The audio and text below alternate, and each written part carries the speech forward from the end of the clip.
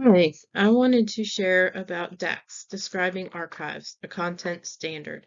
As a budding archivist, this is, albeit kind of a confusing standard, but extremely helpful. And the more I delve into it and use it, the more I understand it. And this is part of the reason I chose to do my presentation on DACS, because it makes me more familiar with it, and I hope it is helpful to you as well. What is DACS? Well, DACS is a tool used to describe archives, finding aids, and catalog records. It's a framework and guideline for creating consistency and description across institutions and aiding in better interoperability.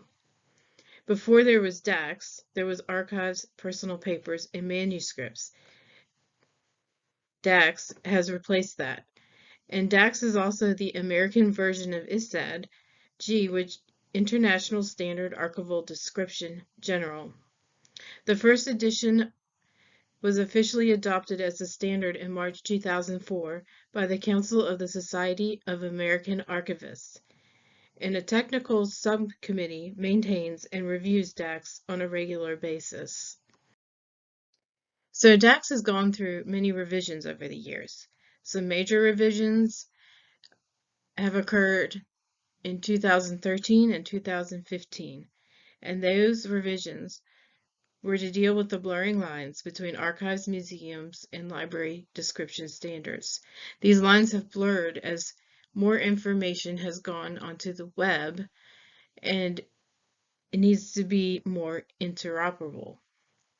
This also included RDA, or Resource Description and Access, and the adoption of Encoded Archives Context, or EAC. They also realized that there was a need for archival authority records, and the latest version is the 2019 version that can be downloaded by PDF. It is a free downloadable book. There is also a current online edition which goes through revisions in real time. It doesn't wait for the next downloadable or printable version. And they try to be very transparent with that. And so you can go and look at all the most recent changes and see what they are doing with it. And it's not just the changes, it's also proposed changes. So they're not all changes that have actually gone through. There is also a user-friendly version that you can access at GitHub. If you're not interested in seeing all those changes, you're just trying to work on your finding aid, then I suggest using the user-friendly version. For example, DACS is a guideline that can be used in conjunction with companion standards, providing crosswalks with standards such as Mark 21, EAD, RDA, and EAC CPF, to name a few. EAD is Encoded Archival Description. And as you see here, I have shown an example of a MARC display record, and this is supposed to be machine readable. This makes it easier for institutions to share their collection and information and metadata about their collection. The RDA toolkit is very helpful in helping to apply any of the standards and rules within RDA to be a companion as you are creating your finding aid or any other metadata record. There are 11 principles of DACS, and those principles were created as principles and rules to aid in the creation of finding aids and records. So the principles are as follows. Archival description expresses professional ethics and values. Users are the fundamental reason for archival description, which I feel that is a really important aspect of it, because we want our users to be able to find parts of our collection or whatever information they are trying to get and not get frustrated. And we want to make it as easy as possible for them.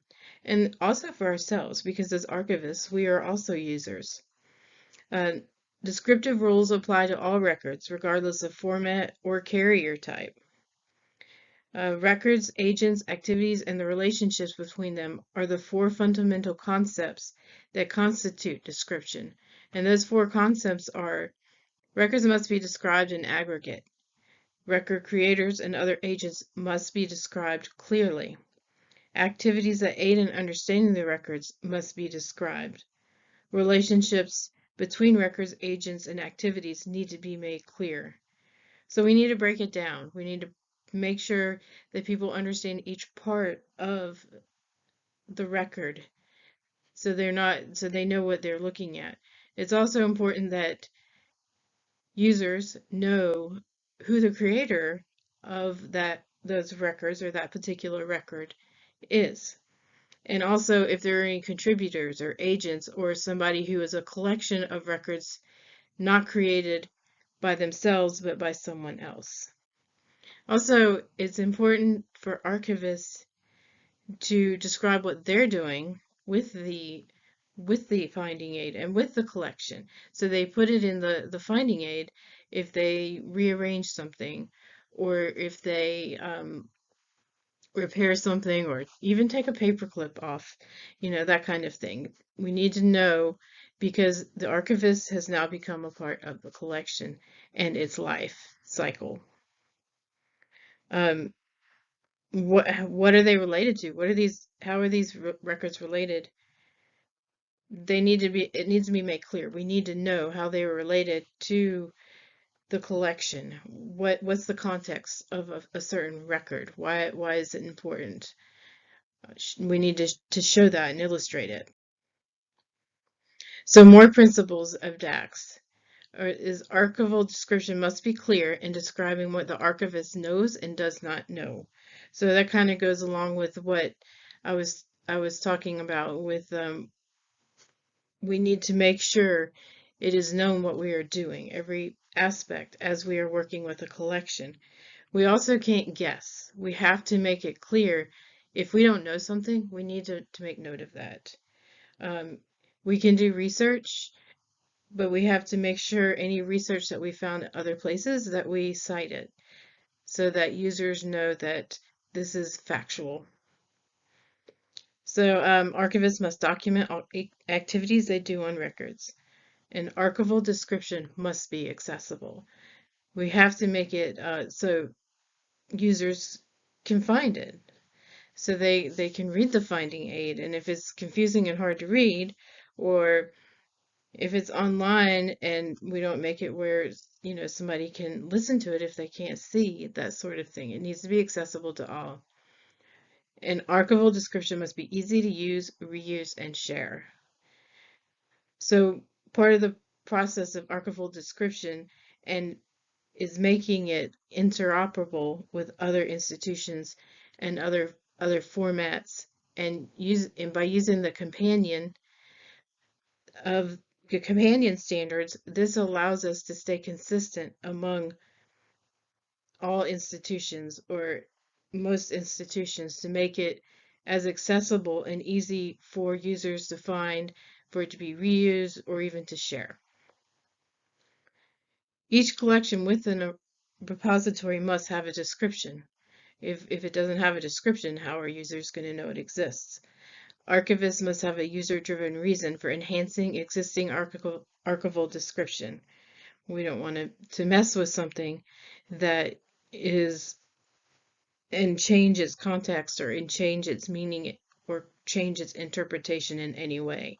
It needs to be seen as it is. An archival description is a continuous intellectual activity. So there are two parts of DACS. Part 1 is describing archival materials, and Part 2 are the archival authority records.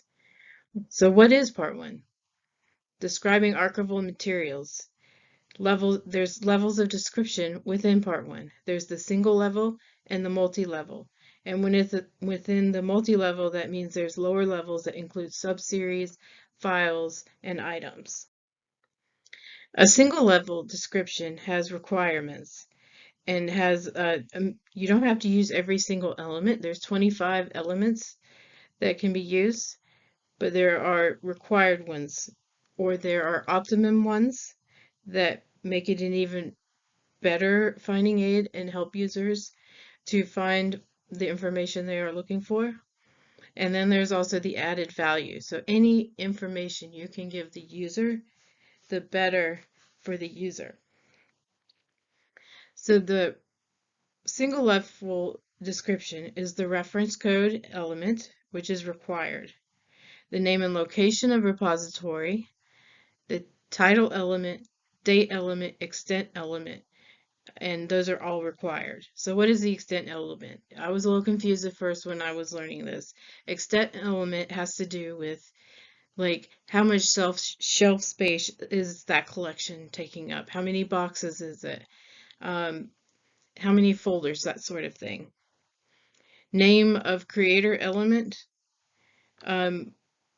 is required if you know who the creator is.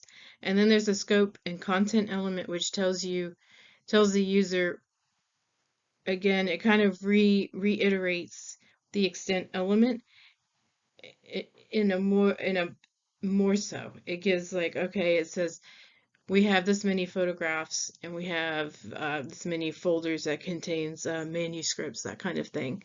Then there's conditions governing access element, like, so how do we want to restrict? How does the repository restrict use and access to the collection? Are you allowed to reproduce any of it? Can you touch it? Is it really fragile? Is it something that's only accessible uh, via online, or like, or do you have to have, you know, an archivist handle it for you in the reading room? And then languages and scripts of the material element. Is it in English? Is it in German or some other language? All of this aids in the interoperability and the user friendliness of the finding aid. Then there is also the multi-level description. And the multi-level description requires all of the previous elements that I just told you about, and also gives the option of the scope and content element, and the conditions governing access element. It also includes identification of the whole part relationship of the top level to at least the next subsequent level. And then within each subsequent level, you need to follow the same format. That subsequent level needs to have element, title, date, extent, that sort of thing. You do not have to repeat it if it's already stated in the top level of the multi-level description. So there are many chapters, which is helpful because they break it down into different chapters, and so you can go to that chapter if you know you need to identify an element, like a name element, so that's an identity element, then you would just go to chapter 2 and look through chapter 2.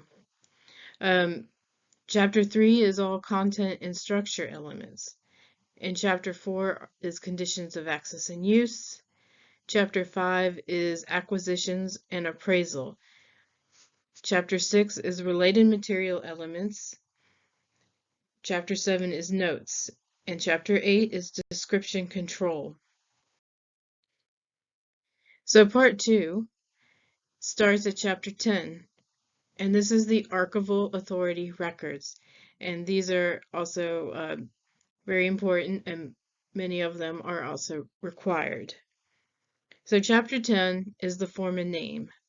And what's required in form of name is the authorized form of name and the type of entity. There are other elements within that chapter, but they are not required. But if you have the information, it's good to share it. Chapter 11 is description of the person, family, or corporate body, dates of existence. It's the required element within Chapter 11. In Chapter 12, you have related corporate bodies, persons, and families. And Chapter 13, authority record management. And so the authority record identifier is required, which could be a URI, um, or any kind of number that uniquely identifies that collection. And Chapter 14 shares related archival materials and other resources. So here is an example. I've gone to Historic Beverly because they have a good finding aid that I can take and break it down for you and show you what elements are where. And so as you see, I have marked the name and location of repository at the top. It's also down at the bottom. You can see the location there, the physical address. And also I have put what chapter and what part of the chapter it is. So name and location of repository is 2.2. And it is Historic Beverly, and they have their address up there. So you have the title, which is in 2.3, Chapter 2. And the title follows, and 2.3 is the rules on how to write this title. The date, there's different ways to write the date. And as you see, I have written down that this is predominant or bulk date, which is Chapter 2.410. And that means that a bulk date, you have a range of dates here, but there's a certain period of that range of dates that is most important, which is 1809 to 1866. And that's what this collection focuses mostly on, but you will find material within the other dates with the range of date. Also, the archivist and the date that the archivist worked with the collection and did any processing with it must be noted, and that's in Chapter 8. And you'll see here that it was Kim Hewitt in December 2013. Conditions governing access is not required, but it is good because then it lets the user know what they can do. In this case, they have put copyright and how they can access this parts of the collection. And they can make an appointment and go into the reading room and sit at Historic Beverly, and the archivist will pull out the records for them to look at. The identifier is number 022. That is the unique identifier to this collection within this repository. And then volume 1 box is the extent, which I did not put extent on this one. I meant to put that there for you to see. Abstract is notes. It gives a description of what is in the collection, what the user can expect. Immediate source of acquisition is Chapter 5.2, and that's the provenance. Here is, and it can be named differently in different repositories, but we know how they received the collection, and it was given to the society in the early 1900s by the Baker family.